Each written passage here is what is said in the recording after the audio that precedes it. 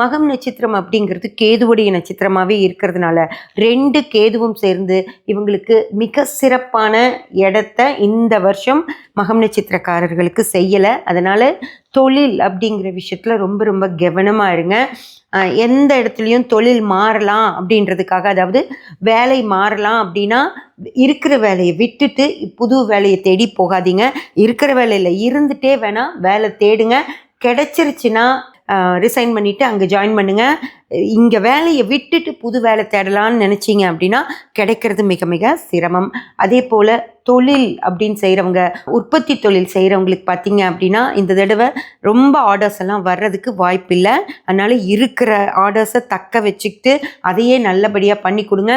புது ஆர்டர் வரும், இன்னும் பெரிய இடத்துக்கு நம்ம போகலாம் அப்படின்னு நினச்சி நிறைய பணத்தையெல்லாம் தொழிலில் இந்த வருஷம் இன்வெஸ்ட் பண்ணுறதாக இருந்தால் உங்கள் சுய ஜாதகங்களை பார்த்துட்டு செய்யுங்க.